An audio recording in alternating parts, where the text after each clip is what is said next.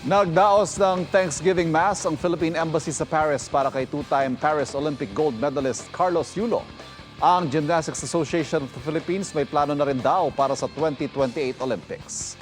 Nakatutok si JP Soriano. Sa Thanksgiving Mass na inorganisa ng Philippine Embassy sa Paris, France para kay Carlos Yulo, ipinagdasal siya at binasbasan ng mga pari.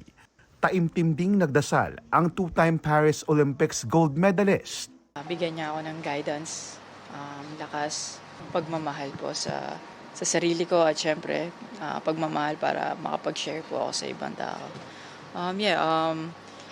Yung mga next goals ko and plans po, na gabayan niya ako.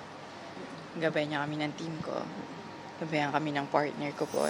Di na rin pinalagpas ng mga Pinoy sa embahada ang pagkakataong makapagpa-picture kay Golden Boy.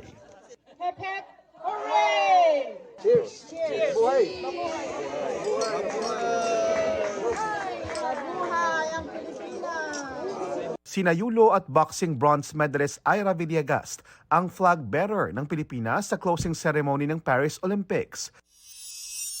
Bukas, babiyahe na rin pauwi ang Team Philippines. Pagkatapos ng mga commitment ni Yulo sa Pilipinas, balak niyang bisitahin ang dating Japanese coach na si Munehiro Mune Kogiyama. Hindi rin naman po ako makakarating sa ganitong level kung hindi dahil sa coach ko na yan. Sa lahat ng NSA po na tumulong sa akin sa Japan, mga tao na tumulong, clubs na tumulong po sa akin. So, I wanna thank them.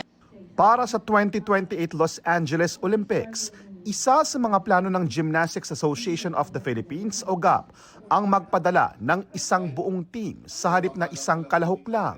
Kasama sa plano ang posibleng pag-recruit sa nakababatang kapatid ni Yulo na si Carl Jarrell Eldru.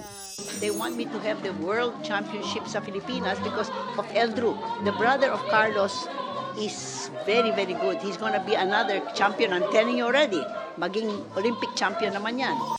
Ang Filipino-British na si Jake Jarman nauna nang natanong kung may posibilidad bang maging kinatawan din siya ng Pilipinas. Mula rito sa Paris, France at bilang bahagi ng Philippine Olympic Committee Media, JP Soriano, nag-uulat. Mga kapuso, patuloy na tumutok sa mga balita. Mag-subscribe sa GMA Integrated News sa YouTube. Sa mga kapuso abroad, samahan niyo kami sa GMA Pinoy TV at www.gmanews.tv.